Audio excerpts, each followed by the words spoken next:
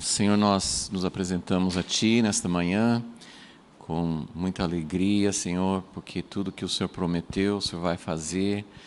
Quando nós olhamos para essa visão daquilo que o Senhor vai fazer, nós nos alegramos, porque sabemos que o Senhor vai cumprir tudo isso que nós estamos vendo e olhando para o futuro. Muitas coisas vemos que o Senhor já fez, e isso aumenta a nossa confiança, mas muitas coisas que não aconteceram, muitas coisas que até parecem um sonho, parece uma coisa difícil de imaginar, mas sabemos que vão se cumprir plenamente, porque o Senhor prometeu, e isso nos dá esperança, isso nos dá alegria, Senhor, porque o Senhor nos convidou para fazer parte disso. Muito obrigado, Senhor, por estarmos aqui, obrigado por cada pessoa que está aqui também nessa jornada, nessa busca daquilo que o Senhor quer falar conosco, Senhor.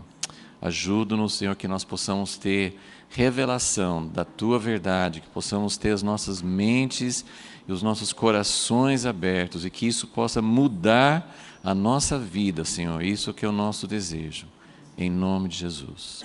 Amém. Bom, nós continuamos nessa última visão de Ezequiel, que vai de 40 a 48, os últimos 9 capítulos do livro.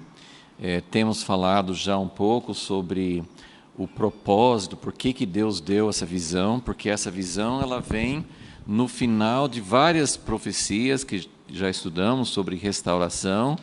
Então, por que Deus deu essa visão detalhada, né? São 9 capítulos, uma visão bem detalhada não só do templo, mas a gente sempre fala, esse é o templo de Ezequiel. Esse templo nunca foi construído, a gente já viu, se vocês quiserem recordar, está no esboço, né?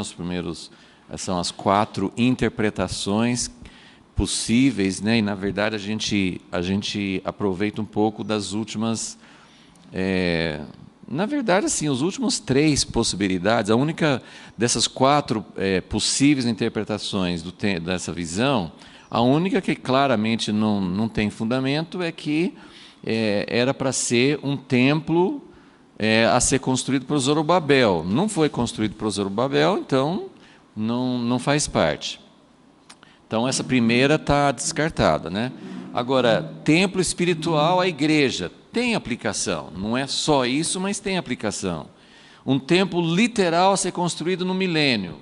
Pode ser, eu não posso afirmar, mas pode ser. E uma descrição simbólica do reino eterno, também, eu acho que tem muito a ver.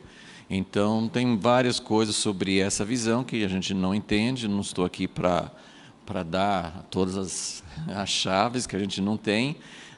Acho que eu já mencionei isso, né? Em Daniel 12, muita coisa que Deus mostrou para Daniel, o anjo falou com Daniel assim, olha, não se preocupe, você não vai entender tudo agora, mas no fim as pessoas vão entender, porque Deus revela as coisas na hora certa. Ele revela lá atrás para a gente entender o quanto que Deus promete, o quanto que Deus prevê o futuro. Então, ele deu visão para Daniel, para Ezequiel, para João no Apocalipse, tudo assim, são coisas que ainda não aconteceram. E Zacarias, tem muitos profetas que falam de coisas que não aconteceram, mas o próprio profeta, ele não entendia tudo. Isso fica muito claro com Daniel, mas é verdade com todos, né? Zacarias entendia o que ele estava vendo sobre a volta de Jesus, muita coisa ele não entendia, mas ele foi fiel em registrar o que Deus mostrou para ele. E essas visões, elas servem para comprovar que Deus é fiel, Ele prevê o futuro e vai acontecer. Agora, a revelação, Deus vai dando na medida que nós chegamos perto da época. Então, a gente tem, como tudo indica, nós estamos bem próximos da época, a gente tem a esperança de que essas coisas vão ficar mais claras. Mas eu confesso que realmente muita coisa sobre onde que essa visão encaixa, eu vou mostrar algumas coisas hoje também, para a gente pensar em relação ao significado dessa visão, o que significa para nós. Esse aqui, eu acho que eu já falei um pouco sobre isso, mas eu queria deixar isso mais fácil de você assimilar, por que Deus deu essa visão para Ezequiel? Então, tem dois objetivos. A gente já leu em mais de uma aula sobre Ezequiel 43, que é a parte que ele fala mais claro sobre isso, que ele estava dando essa visão. Eu já falei isso também, assim, que pode ser que essa visão, que ele deu todas as medidas, a planta, muitos detalhes, então pode ser que essa visão venha a ser construída, aplicada literalmente, pode ser, mas é uma coisa curiosa, uma coisa interessante, que em nenhum lugar ele fala com Ezequiel, então, igual ele falava com Moisés, olha, eu estou te mostrando essa visão. Para Moisés, foi o próprio Moisés que implementou, Moisés chamou as pessoas e eles fizeram o tabernáculo de acordo com a visão que ele recebeu. Então, ele recebeu toda a visão detalhada de como fazer o tabernáculo e várias coisas, e Deus falava assim, olha, estou te mostrando porque é para você cumprir, é para você fazer exatamente igual. Em nenhum lugar, nessa visão de Ezequiel, ele fala especificamente, então, Ezequiel, vocês vão fazer. Primeiro que eles estavam no cativeiro, a geração de Ezequiel não ia fazer. Estavam em Babilônia, eles não iam fazer o templo lá. Mesmo quando voltou a Zorobabel, Esdras e Neemias, naquela época, eles não foram para a visão de Ezequiel para construir o templo. Então, parece que eles não receberam essa visão como uma direção que nessa época eles iam fazer aquela visão. Então, não foi feito naquela época. Ele fala, se você tiver com a Bíblia aberta em Ezequiel 43, ele fala, versículo 11, 43, 11, faz-lhes saber a casa, a forma dessa casa, sua figura, todos os detalhes, todos os seus estatutos, escreve isto aos seus olhos, para que guardem todas as suas instituições e todos os seus estatutos. Então ele fala assim, é para você escrever, para eles guardarem, mas ele não dá, assim, não é explícito assim, eles vão construir exatamente igual. Em nenhum lugar, nessa visão, ele dá essa ordem. Então, isso dá uma certa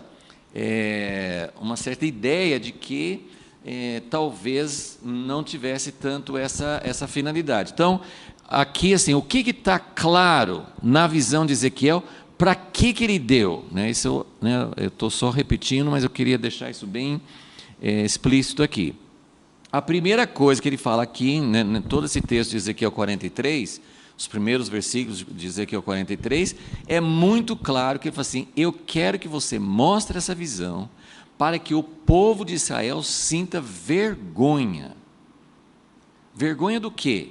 Vergonha de que, mesmo no outro, que era um pouco diferente do templo de Salomão, do templo que eles tinham antes, mas que eles sintam vergonha, eu quero que você mostre como que é para ser minha casa, a diferença do puro, do impuro, a santidade de Deus, a glória de Deus, eu quero que eles sintam vergonha, para que eles vejam o quanto que eles estão distantes disso que eu quero para eles. Então, era para causar vergonha, arrependimento e separação. Eu estou colocando só palavras-chave aqui. Separação significa separação do imundo.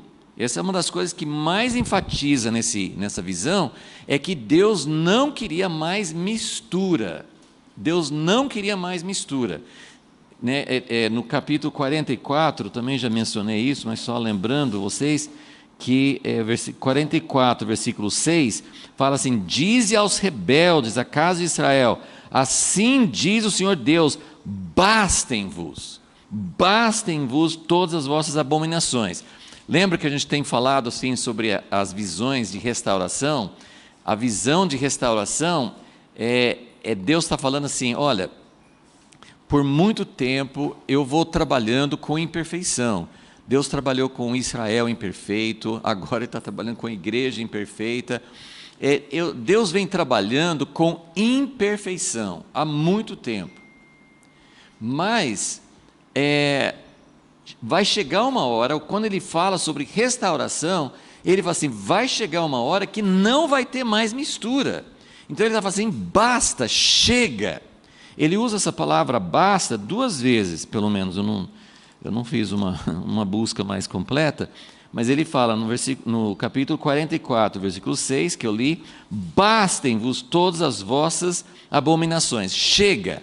Deus tem um propósito de fazer algo perfeito, né? E ele já vem dando isso. Eu vou tirar coração de pedra, eu vou colocar meu espírito, vocês não vão ficar mais pecando, vocês não vão mais ficar em apostasia, vocês vão mudar realmente a forma de agir com Deus, vai mudar, e eu vou fazer algo perfeito.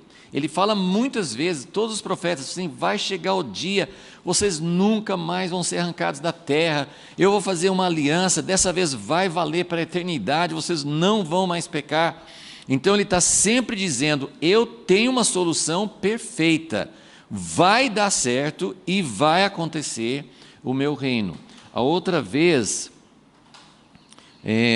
que ele fala sobre basta, é no capítulo 44, versículo 9, e aqui já não é nem em relação ao templo, porque ele tinha falado bastante sobre a casa de Deus, sobre o templo, que não é para mais ter mistura, não é para deixar o povo de Israel colocar as abominações tão próximas à casa de Deus.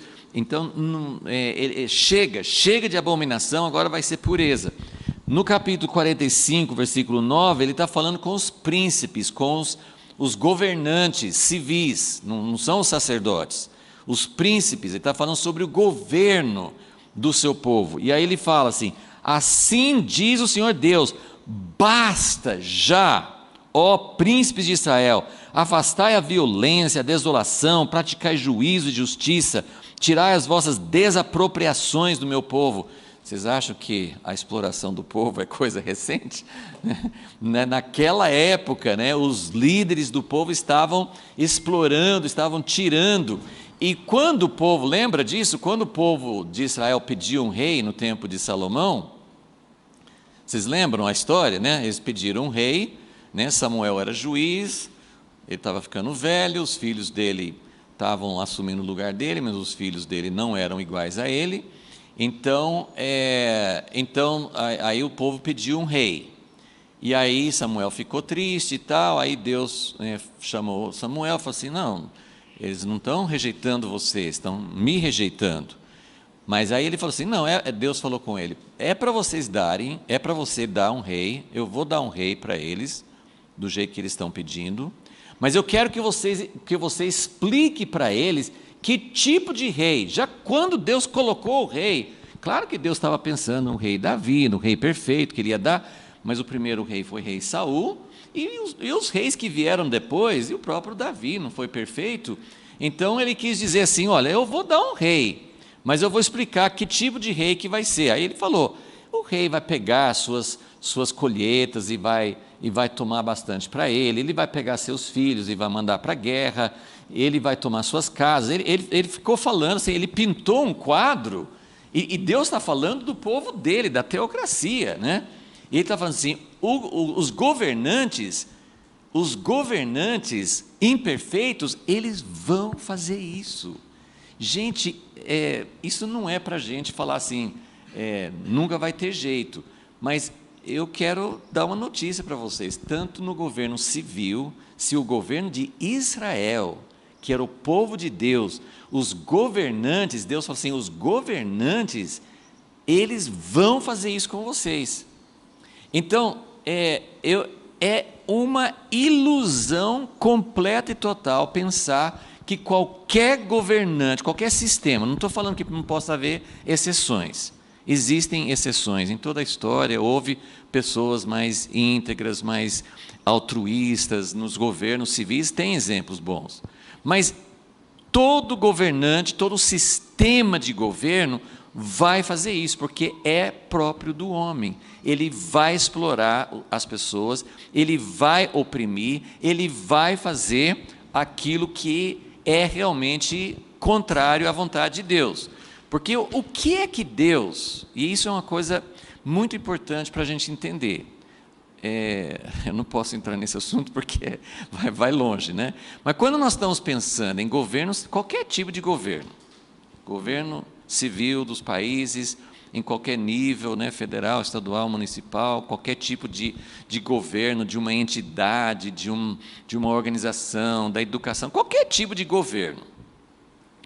E, claro, muito mais o governo da igreja, do povo de Deus. Qual é, na Bíblia, a coisa, vamos ver se vocês conseguem identificar, qual é a ordem principal que Deus dá para os governantes? Qual é o papel deles? Governar no lugar de Deus, exercer a justiça de Deus, fazer o que Deus faria, mas na prática, o que Deus sempre fala? O que é para vocês fazerem dentro de uma sociedade injusta, né, esse mundo caído? Porque no reino de Deus, nós não vamos ter esse problema. No reino eterno, Deus vai colocar todas as coisas do jeito que Ele quer. Não vai ter mais problema. Mas enquanto nós estivermos no mundo caído, o que nós temos? Injustiças, diferenças, nós temos pobres. Não foi isso que Jesus falou? Assim, os pobres vão ter sempre. O que Jesus falou? Não vai existir, em tempo algum, antes da volta de Jesus, não vai existir algum sistema que vai tirar a pobreza. Não vai ter. Mas o que é que o governante deve fazer? Já que vai existir pobreza e diferença, e oprimidos, e viúvas, e órfãos, e pessoas estrangeiros habitando, assim, ele fala sobre todas as classes de pessoas oprimidas. O que é para o governante para fazer? Principal função é defender os que estão sendo oprimidos, que dentro de uma sociedade não vão receber o tratamento certo, ok? Essa é a coisa principal. Mas o que o governante caído faz? Na sociedade civil e na igreja. O que o governante caído faz? Ele não defende o pobre necessitado, ele busca em favor de si mesmo. Nós temos outros lugares, mas Ezequiel, que nós estudamos há pouco tempo, Ezequiel 34, ele fala dos pastores que alimentam a si mesmos. E eu não estou aqui para criticar nenhuma denominação, nenhum líder, nenhum partido, eu não estou aqui, eu estou aqui para dizer, quando tem o sistema humano, vai acontecer isso. Pode haver exceções? Pode, mas são exceções. Você nunca vai colocar, se você escuta a palavra de Deus, você nunca vai colocar sua esperança num sistema humano. O sistema humano não vai resolver. Agora, de qualquer forma, o que qualquer governante, o que nós como igreja devemos defender? Sempre que os governantes façam o que Deus mandou, que protejam, e aí tem todas as teorias econômicas e tudo mais para discutir, mas o que eu estou dizendo é, todo sistema religioso, ou civil, ou científico, ou assim, qual o sistema que Deus deu, qual a ordem que Deus deu para os governantes humanos? Cuidem dos necessitados. Esse é sempre a prioridade número 1. Aí você vai dizer, é através de socialismo, através disso, daquilo, aí é outra discussão. Mas a questão é, como é que nós devemos entender a ordem de Deus? Sempre a prioridade é essa. Mas ele está dizendo aqui, para os príncipes, basta violência e desolação, praticai juízo e justiça, tirai as vossas desapropriações do meu povo, balanças justas, etc, etc. Ele vai falando sobre isso. Então, o que Ezequiel está falando aqui?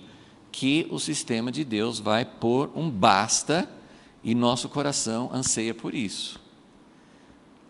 Não anseia? Dentro da nossa vida, dentro do que a gente vê. E olha, gente, eu estou querendo que vocês vejam de uma forma ampla. É na sociedade, mas é na igreja também. A igreja tem as mesmas injustiças. A igreja tem, eu estou falando de maneira geral, isso acontece diante de nossos olhos, privilégios para quem já tem muito, né? Muitas vezes o sistema humano, ele é feito de tal forma que privilegia quem já tem mais. Então, nós, como se mais uma vez, nossa solução não é nenhum sistema humano, não é, vamos inventar uma. Não, o reino de Deus é que vai colocar um basta nisso. Agora, o nosso coração tem que ansiar. É uma tensão que é muito difícil. Alguns cristãos se tornam socialistas porque acham que essa é a solução.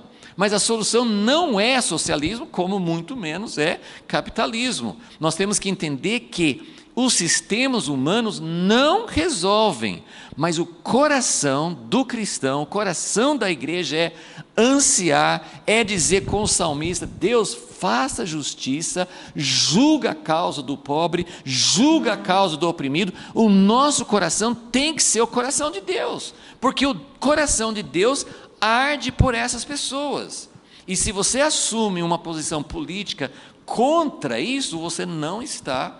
Se você assume uma posição política a favor de um sistema humano, está errado. O sistema humano não vai resolver. Se você assume uma posição política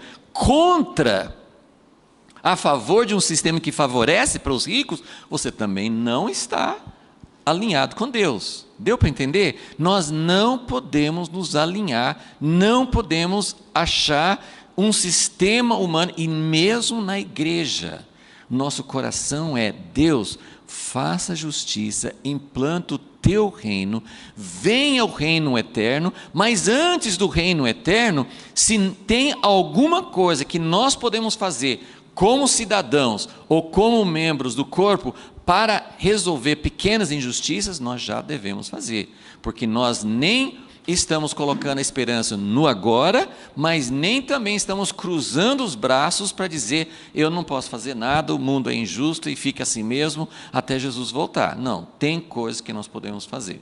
Então, isso, em síntese, é o que Deus está falando sobre o sistema dele. Então, a visão de Ezequiel é para causar vergonha, é para causar arrependimento. Lembra, nós estamos falando sobre o tempo do cativeiro. O que é que Deus, qual era a condição do povo no cativeiro? Eles estavam sofrendo o juízo de Deus por terem se afastado de Deus, por não terem sido fiéis a Deus. Então ele está falando, você viu o que ele falou? 44, voltando para o 44, versículo 6, ele fala: dize aos rebeldes. Dize aos rebeldes. Então ele está falando com um povo que não é um povo fiel. Ele falou assim: eu vou mostrar para vocês uma visão de como eu quero minha casa, de como eu quero a justiça, de como eu quero o meu reino. Então é para causar vergonha, arrependimento e para a gente já começar a se separar. Isso aqui é outro tema que eu não posso entrar agora, mas como que a gente se separa do mundo? Como que a gente se separa do imundo? Como é que a gente se separa daquilo que é impuro? E lembra que tem muitos textos no Novo Testamento, né? Eu li na última aula, 2 Coríntios 6, que Deus fala assim: sai de Babilônia, sai da impureza, sai dela, para que você não seja participante, porque os juízos vêm, o juízo de Deus vem sobre o sistema, sobre toda essa torre de Babel, essa cidade do homem, esse sistema do homem. Como que a gente sai de Babilônia? Como que a gente se separa do mundo, do imundo? E tem vários textos que falam sobre isso, mas eu estou lembrando de 1ª carta aos Coríntios, quando Paulo fala sobre vários problemas na igreja de Corinto. Tinha vários problemas sérios, né? E tinha um problema muito sério, que era um problema de imoralidade, né? E aí Paulo está falando: vocês precisam fazer uma separação. Essa pessoa que está cometendo imoralidade, ele não pode continuar em comunhão com toda a igreja. Mas aí ele fala assim, e aí ele fala sobre, até ele usa aquela, 1 Coríntios 5, né? Ele fala sobre o fermento, naquela semana da Páscoa, eles tinham que tirar fermento, que fermento representa o pecado, o orgulho, né? As coisas que fermentam a massa, né? Então ele falou assim, vocês têm, né, lá na lei de Moisés, assim, não podia nem ter na casa, não era só que não podia fazer pão com fermento, não podia ter na casa, tinha que haver uma purificação total. Antes da Páscoa começar, eles tinham que retirar o fermento da sua casa. E isso ele está dizendo assim, isso é um simbolismo, isso é uma lição que Deus estava dando para entender que nós, como casa de Deus, como pessoas do povo de Deus, nós não podemos ser misturados. Mas nesse capítulo 5, acho que seria bom até a gente ler aqui, ele fala sobre que você ser separado, né, a igreja lutou com isso durante os séculos, né? A ideia assim para nós como evangélicos, às vezes a gente não tem isso como parte da nossa tradição, mas os católicos têm, e a gente pode até criticar, mas nasceu as ordens de monges, de freiras, por causa disso, porque depois dos primeiros 2 séculos da história da igreja, a igreja já estava enfrentando esse problema. As pessoas que queriam Deus já sentiam assim, mas a igreja é muito misturada, Deus não pode habitar desse jeito. Então, e o mundo, né, tal. Então, o que eles faziam? Eles se retiravam, eles saíam da igreja, saíam do mundo, saíam da cidade, iam lá para um lugar deserto, né? Eram chamados até os pais do deserto, né? Eram pessoas de Deus, eram pessoas maravilhosas, assim, que buscavam a Deus. Só que isso não é a solução. Pode até ser um chamado de Deus para alguém, mas não é a solução. Vamos ler o que ele fala em 1 Coríntios 5, que ele está falando sobre tirar o fermento. E ele não está falando só sobre o cara que cometeu imoralidade. Ele começa falando, versículo 2, vocês estão inchados, vocês nem se entristeceram, para que fosse tirado do vosso meio quem cometeu tal ação. Então ele não está falando só do indivíduo, ele está falando, vocês como igreja, vocês estão cheios de fermento, vocês estão cheios de orgulho, vocês nem estão se colocando, porque assim, percebe que a questão não é só disciplinar a pessoa, ele está chamando a igreja para arrependimento, para quebrantamento. Por que isso aconteceu no nosso meio? É muito fácil você transferir toda a culpa para uma pessoa, mas ele está dizendo, a igreja precisaria sentir quebrantamento, humildade. Deus, por que isso acontece? Então ele está falando, vocês estão inchados. Aí, versículo 6, não é boa a vossa jactância, não sabeis que um pouco de fermento leveda toda a massa? Lançai fora o fermento velho, para que sejais uma nova massa. Então, ele está falando sobre, e esse tema, a gente não está estudando capítulo por capítulo, essa visão de Ezequiel, porque tem muitos detalhes e muitas coisas que a gente não teria tempo para ver, e nem revelação, mas é um tema, durante toda a visão, você vai ver nas entrelinhas, quando ele fala de muros, quando ele fala dos sacerdotes, durante toda a visão de Ezequiel, ele está falando, agora eu quero que vocês sejam separados, eu não quero mais mistura.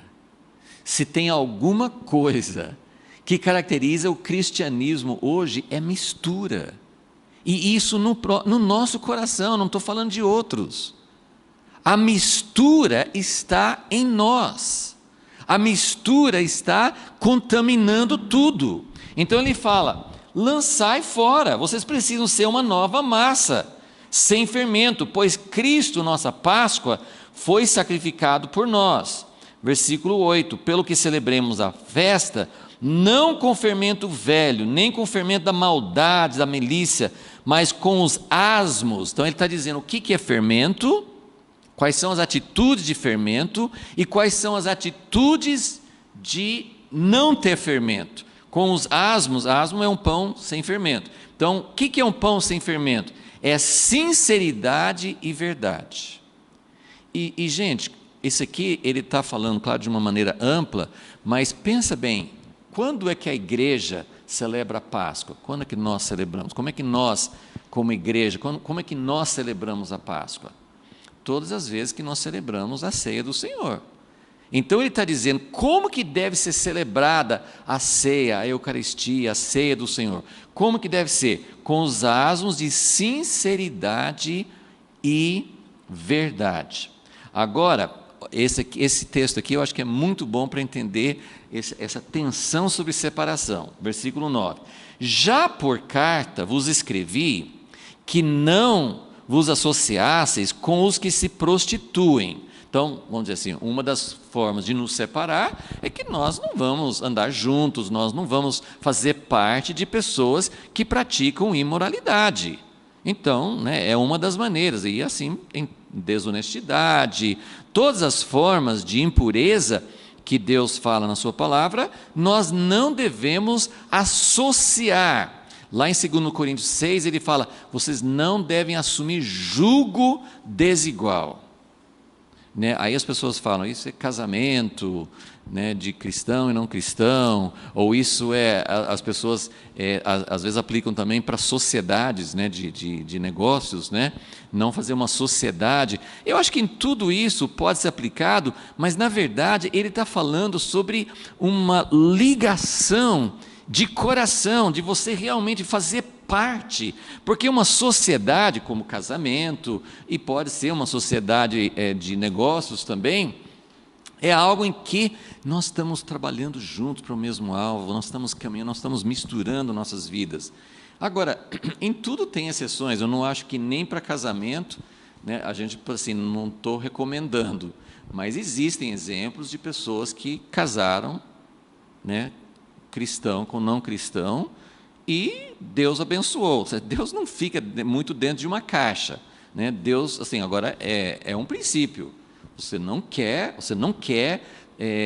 ficar tão intimamente ligado, né? Mas em tudo a gente precisa entender o fundamento. Ele é mais do que você falar, eu não estou misturado com o mundo porque eu não casei com não crente, eu não tenho negócios com não crentes, eu estou separado. E aí ele vai falar uma coisa sobre isso, que ele vai dizer, já por carta vos escrevi que não vos associasseis, é uma ligação íntima, com os que se prostituem. Versículo 10, com isto não quero dizer propriamente com os impuros deste mundo, com os avarentos, com os roubadores ou com os idólatras. Ele está falando assim, eu não estou falando que você não pode, né, igual os judeus tinham aquela coisa, não podia nem comer na casa de Cornélio porque eram gentios. Eu falei assim, não é assim que eu estou falando, porque ele está dizendo, nesse caso, final do versículo 10, vos seria necessário sair do mundo. E Jesus deu exemplo. Jesus sentou com prostitutas, com publicanos, ele permitiu uma prostituta entrar na casa de Simão e lavar os pés, e aquele fariseu ficou olhando assim, esse cara, se fosse de Deus, ele não ia deixar uma prostituta fazer isso com ele, né? Deu para entender? Assim, então, essa separação, ela é muito mais sensível, muito mais, eu costumo sempre falar que a gente sempre troca tudo, a gente inverte tudo. A gente se separa hoje, né, como igreja, assim, de maneira geral, né, estou falando assim a regra geral. Os cristãos se separam muitas vezes de parentes, não querem mais se associar com parentes que fazem festas, que fazem não sei o quê. Eu não vou ficar lá junto. Eu não vou ficar lá junto porque é coisa, né, coisa impura. Eu não vou ser impuro. Então a gente se separa quando não deveria se separar. E a gente se mistura quando não devia se misturar. Que é mais uma coisa de coração do que uma coisa exterior. Porque Jesus ia em qualquer lugar. Jesus não tinha, eu já vi gente que não tinha coragem de entrar dentro de uma igreja católica, porque tinha ídolos. Gente, não é essa separação que Deus está querendo. Se fosse assim, Jesus não entraria numa sinagoga, porque eles eram fariseus. Então, assim, não é nada disso. O que Jesus fazia? Ele se misturava com as pessoas, porque como que o testemunho, aonde que a luz tem que brilhar? A luz tem que brilhar juntamente com os que estão nas trevas. Mas ele não se misturava, ou seja, ele não fazia igual. Ele podia ficar junto. Agora, se você não puder ficar junto sem fazer o que eles fazem, né? Aí tem que tomar cuidado, cada um tem que saber, né? Assim, né, se é, né, assim, ir num clube de striptease, ou sei lá, qualquer coisa assim, você tem que saber quais são os seus próprios limites e o que você pode fazer sem também ir além dos seus limites. Mas o que nós temos que fazer é realmente estar dentro do mundo. Aí ele fala em João 17, também Jesus fala a mesma coisa: eu não peço que os tires do mundo, mas que os livre do maligno, do mal. Então, essa separação, ela precisa acontecer. Bom, desculpe o desvio, mas realmente era importante falar sobre isso, porque depois ele explica no versículo 11 que não é para associar com alguém que se diz irmão e faz essas coisas. Então, tem que haver uma clareza, tem que haver uma separação. Se você diz que está servindo a Deus e está fazendo essas coisas, então eu tenho que, no mínimo, fazer o que Jesus falou em Mateus 18, ir falar com ele, levar 2 pessoas. Assim, o mal, ela não pode continuar dentro da nossa associação, mas nós podemos, e aí cada um tem que saber, né? Como eu falei assim, eu acho que é uma boa regra não ter casamentos misturados, não ter negócios misturados, mas o que eu estou dizendo assim, a vontade de Deus, Deus guia por caminhos diferentes, não existe uma regra geral que vale para todo mundo. O que existe é um princípio de coração. Precisamos realmente saber definir o que nós estamos querendo. As pessoas precisam saber, aonde nós formos, as pessoas precisam saber, eu represento isso. Eu estou aqui junto com vocês, mas eu represento isso. E não estou aqui para julgar, não estou aqui para condenar, eu estou aqui para mostrar o amor de Deus. Então, mas a separação da impureza no nosso coração precisa acontecer.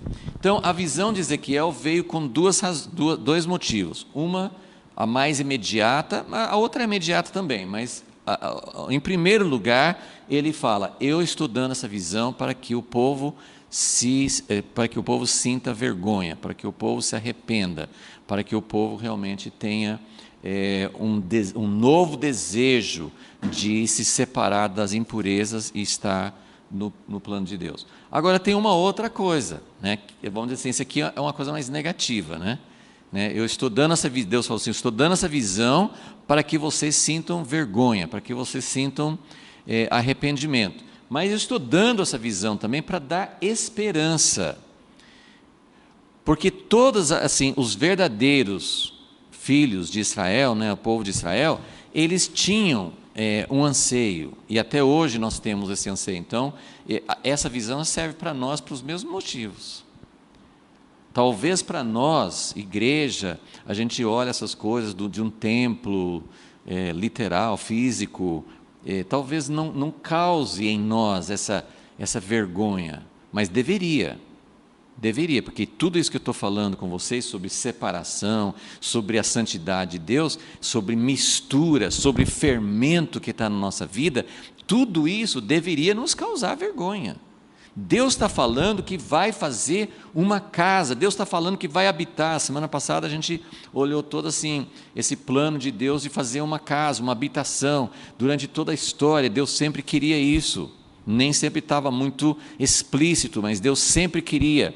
Então, quando a gente pensa, Deus está nos chamando, Deus mandou seu Filho para morrer por nós, resgatar, perdoar nossos pecados, não para que a gente continuasse mistura, não, o propósito da cruz não é que a gente continuasse tão pecador como antes, mas perdoado. Não, a cruz de Cristo veio para nos libertar, para nos trazer essa santidade. Então, essa visão de Deus deve também nos causar vergonha e arrependimento.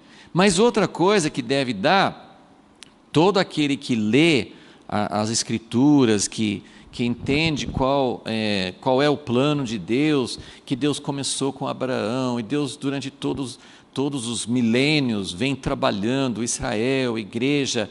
Deus tem um alvo, Ele quer morar com a gente. Isso não é uma doutrina, isso é uma realidade. Deus quer morar conosco. Agora, para Deus morar conosco, algo muito sério precisa acontecer. E a gente olha para a igreja, a gente olha para Israel, e a gente pensa, isso é impossível, não vai acontecer. Isso, quando Jesus voltar, né? Quando Jesus voltar, eu também sei que quando Jesus voltar, o impossível vai acontecer. Mas, se você olhar todo o plano de Deus, Ele sempre está falando sobre algo que precisa acontecer antes de Jesus voltar. Então, nós precisamos ter esperança. Será que vai acontecer isso? Essa solução final de não ter mais impureza, dos governantes não serem mais injustos, opressores, interessados em si mesmos, será que vai acontecer isso? Será que, né? Então ele está nos dando uma esperança. Ele está dizendo que a glória de Deus vai entrar na sua casa, que é no capítulo 43 também, de Ezequiel. Ele viu a glória de Deus entrar na casa. Quando a glória de Deus, a nuvem de Deus encheu o tabernáculo, ficava ali só para mostrar que ele estava aprovando, mas ia embora. No templo de Salomão também foi embora. Essa casa, a ideia assim, vem para ficar. A casa de Deus a glória vem para ficar. Restauração, consumação. Então, tudo que Deus prometeu, todo o plano dele vai chegar a um final perfeito. Então, a visão de Ezequiel para mostrar isso também. Ok. Então, esses são os dois objetivos principais da casa, da visão. Aqui, a gente também já vem falando sobre isso várias vezes, mas eu só queria juntar vários exemplos de como a visão profética tem duplo até triplo cumprimentos, né? Quando Deus fala na profecia sobre as coisas, então tem várias, às vezes está falando sobre uma coisa, mas aquilo tem um outro cumprimento.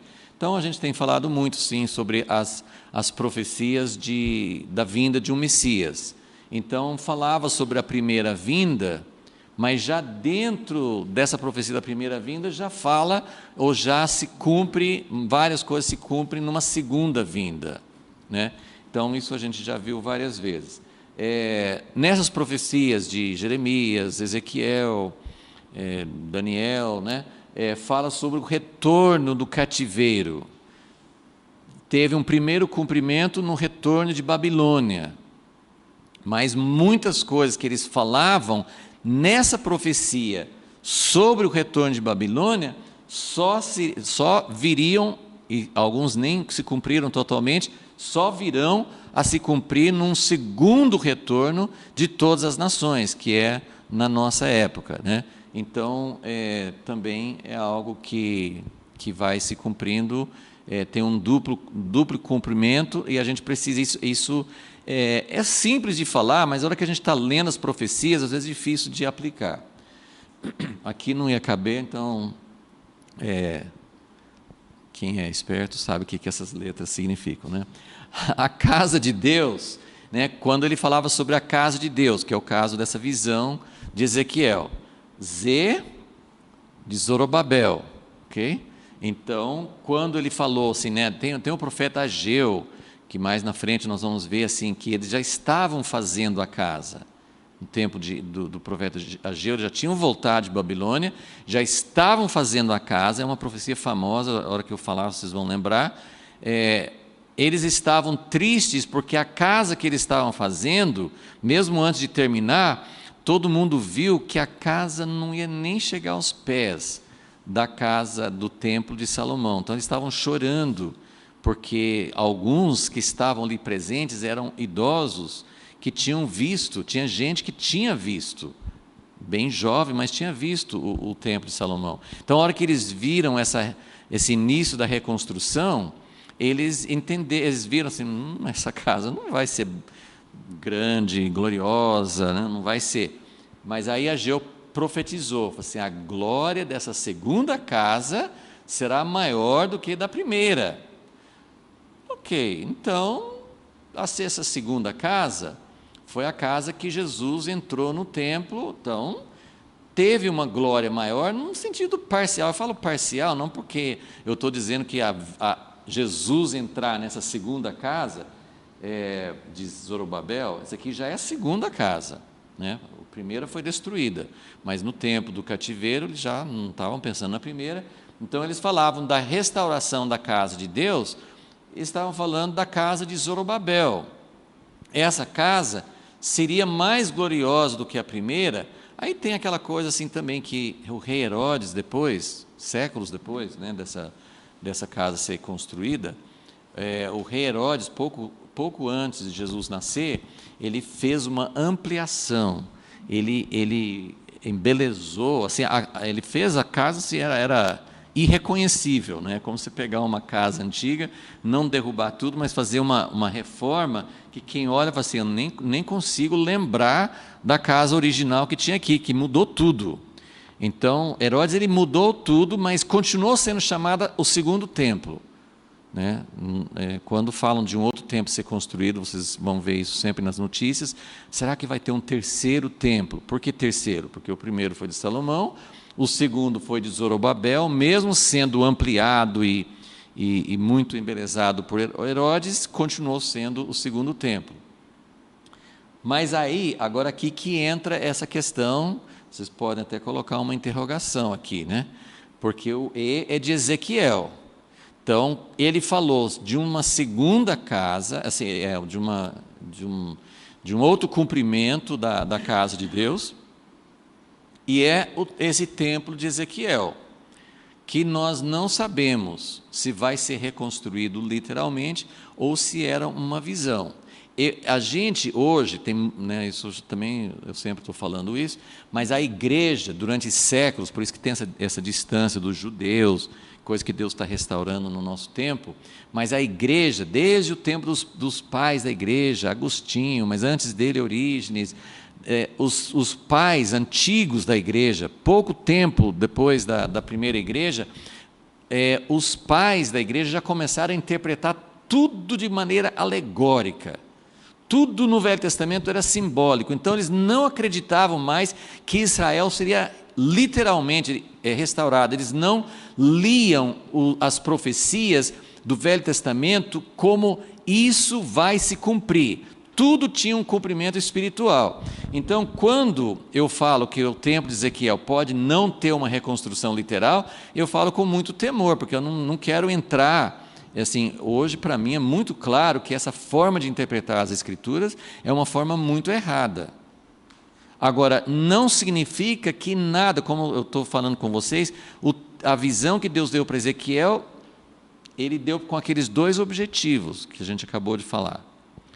Será que Deus deu essa visão pensando no cumprimento literal? Se não foi, é muito detalhe, então parece que é, mas ao mesmo tempo, como que hoje vai voltar a ter um templo com sacerdotes e com sacrifícios? Eu confesso que para mim é difícil, mesmo pensando que é uma coisa de anticristo, ou sei lá, de qual for, seja for a forma de cumprir, eu acho difícil, para mim é difícil visualizar, mas isso não significa que não possa acontecer. Tem muita coisa que a gente não consegue visualizar, imaginar e vai acontecer.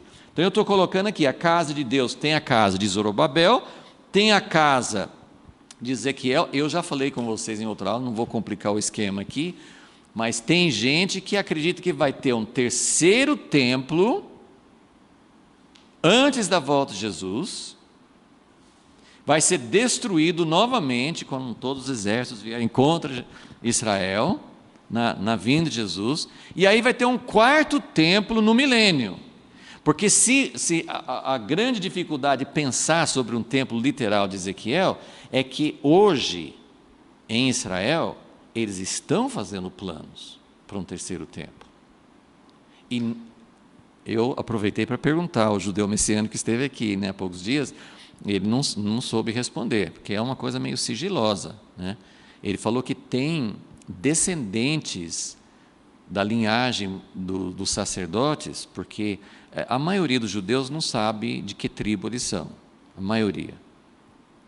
Mas os sacerdotes descendentes de Arão ou da tribo de Levi, muitos deles mantiveram o sobrenome, que eu até já escrevi aqui, Cohen, né? C-O-H-E-N, ou uma forma semelhante, né?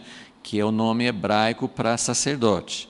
Então, tem judeus que, pelo menos, têm uma boa ideia de que eles são descendentes dos sacerdotes, por causa do sobrenome que mantiveram, ok?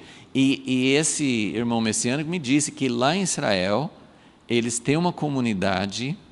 Eu não entendo todas as leis, assim. Eu sei que assim, eles têm meninos, né, do sexo masculino, né, que poderiam ser futuramente sacerdotes, que eles não estão deixando pôr o pé no chão para não se contaminar. Eu não sei se tem alguns lugares que são sagrados que aí pode colocar o pé no chão, né, sei lá.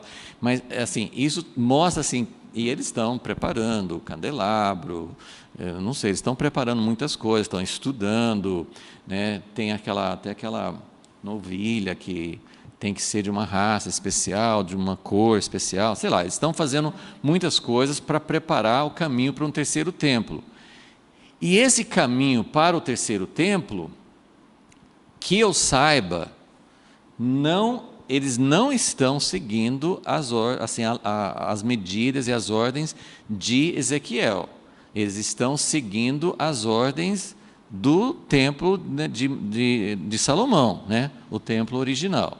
Então, isso significa que, se houver mesmo um terceiro templo construído antes da volta de Jesus, eu acho que não vai ser o templo de Ezequiel, ok?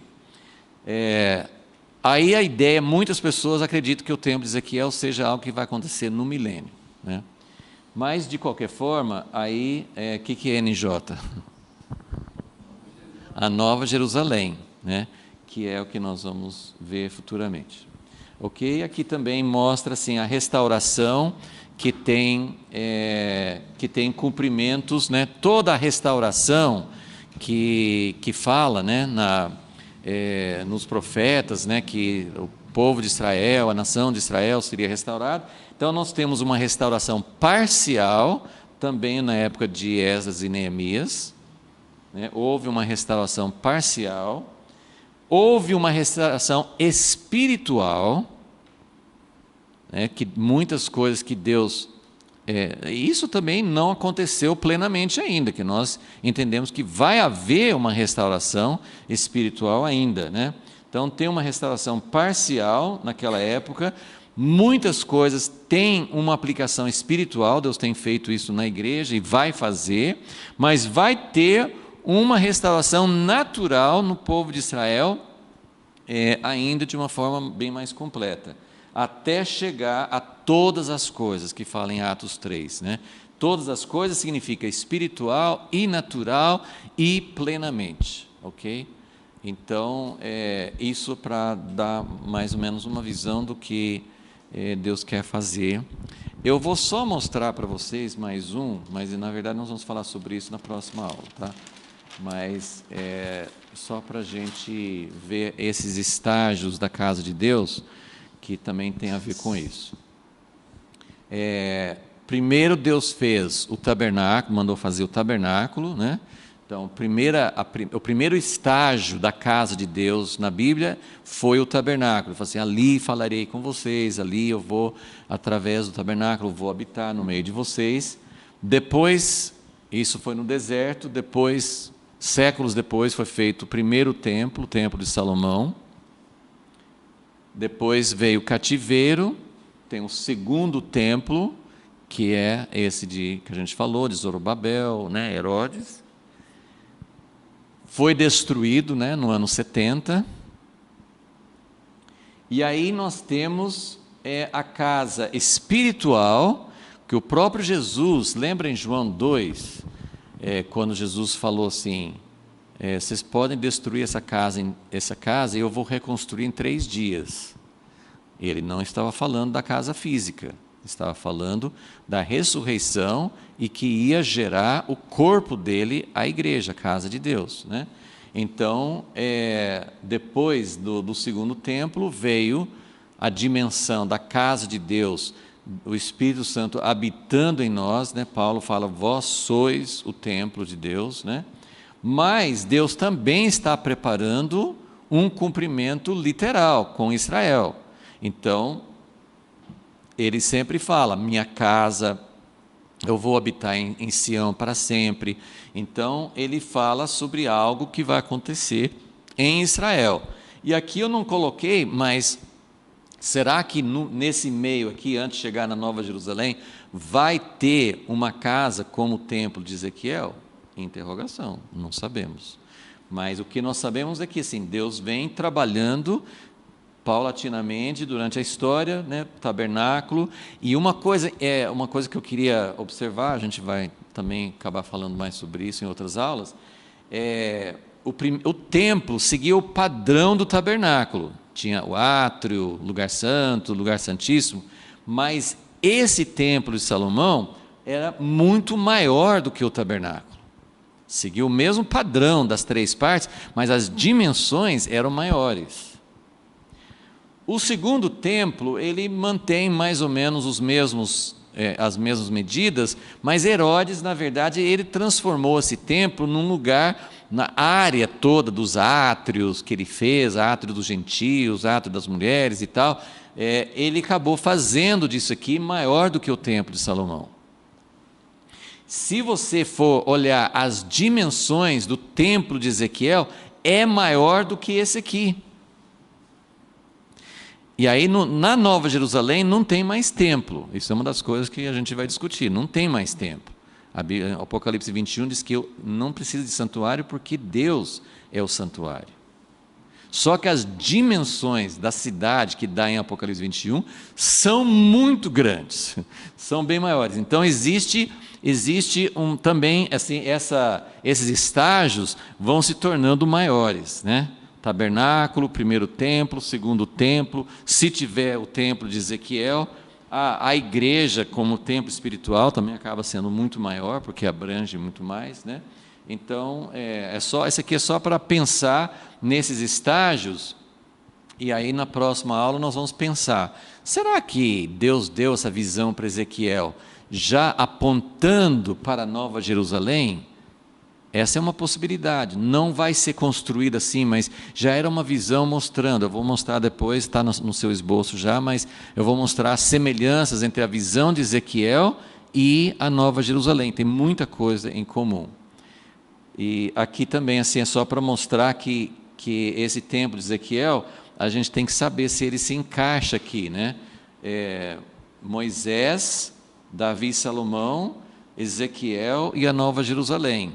Né? Tem em cada estágio aqui, Deus revelou para Moisés o padrão, Deus revelou para Davi o padrão, a planta do templo, Deus revelou para ele, Deus revelou para Ezequiel nessa visão, né, que não sabemos se vai acontecer no concreto ou não, e Deus revelou para João, né, como seria a Nova Jerusalém. Então, isso é mais para a gente entender um pouco de como essa visão se encaixa no plano total de Deus. Mas vamos focar, assim, acho que quando a gente olha para a visão de Ezequiel, eu volto para esses dois... Opa, não, é próximo. Eu volto para esses 2 princípios que eu acho que podemos terminar pensando nisso, né? Que a visão foi dada para causar vergonha, arrependimento, e foi dada também para nos dar esperança. Deus vai cumprir, Deus vai levar seu povo, Ele vai pôr um basta em todas as coisas erradas. Eu tenho certeza que todos vocês, olhando para a situação do mundo, dos governos civis, da situação do mundo em geral, porque não é só o Brasil, Às vezes a gente tem tendência a pensar, talvez em alguns aspectos o Brasil seja pior em algumas coisas do que outros países, mas está acontecendo isso em todos os países. Quando a gente olha para o mundo e quando a gente olha para a igreja, não no sentido assim de achar que a gente é melhor, mas no sentido de anseio, a gente fala assim, Deus, coloca um basta nisso. Que chegue esse momento, como Deus falou com Ezequiel, basta. Basta das abominações, basta das misturas, basta das injustiças, basta de governos que exploram, basta de tudo isso. Tem que ter uma mudança. E a gente pode ter esperança, porque Ele prometeu. Senhor, nós te agradecemos, ó Deus, porque a Tua palavra promete. Se isso dependesse de nós, nós poderíamos sair daqui sem esperança. Mas como depende do Senhor, ainda que usando instrumentos humanos, mas se depende do Senhor, nós acreditamos que vai acontecer. Por isso, ó Deus, muito obrigado por Tua palavra. Acende em nossos corações as duas coisas, a vergonha e o arrependimento pela mistura na nossa vida e a esperança daquilo que o Senhor prometeu. Em nome de Jesus te pedimos. Amém.